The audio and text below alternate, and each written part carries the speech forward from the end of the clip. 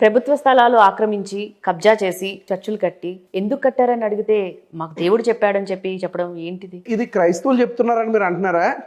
నేను రోడ్ల మీద ఎన్ని గుడులు చూపించమంటారు. ఇప్పుడు కిందకి దిగితే ఇక్కడే మీ అమీర్పేటలో మీ స్టూడియో పక్కన రోడ్ల మీద ఎన్ని గుడులు ఉన్నాయి. చర్చ్ అయితే పడగొడుతున్నారు కదా, ఒక చిన్న గుడిని పడగొట్టలేని పరిస్థితి. హైవేలు వేస్తూ ఉంటారు, అన్ని చర్చిలు పడగొడతారు, ఒక చిన్న గుడి పగలగొట్టలేరు. కారణం ఏంటంటే మనోభావాలు కేవలం హిందువులకు మాత్రమే ఉంటాయి. మనోభావాలు క్రైస్తవులకి ఇస్లాం సహోదరులకి మనోభావాలు ఉండవు. నేను ఎన్ని గుడులు చూపించినో మహా అయితే మీరు పదుల సంఖ్యలో ఇలాగ వేళ్ల మీద లెక్క పెట్టే చర్చిలు చూపించగలుగుతారేమో కబ్జా చేసినవి. కానీ నేను గుడులు కబ్జా చేసిన గుడులు వందల వేల సంఖ్యలో నేను చూపెడతాను. ఎవరి స్థలంలోకి వెళ్ళి మీరు గుడి కట్టేస్తారు, నడి రోడ్డు మీద గుడి కడతారు. ఏంట్రా ఇదంటే నాకు అమ్మ కనబడింది, నాకు దేవత కనబడింది. మొన్న రీసెంట్గా ఒక పాము అంటే నేను చచ్చిపోతున్నానని చెప్పి చచ్చిపోయిందంట పాము. ఇప్పుడు ఆ పాముకి గుడి కడుతున్నారు ఆ ప్రాంతంలో.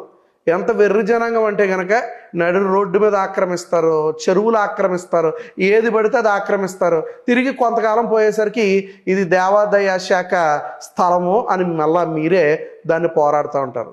సో క్రైస్తవులు ఆక్రమిస్తున్నారా, హైందవ సహోదరులు ఆక్రమిస్తున్నారా అనేది మనం చూస్తే హైందవ సహోదరులే ఎక్కువగా ఆక్రమిస్తున్నారు.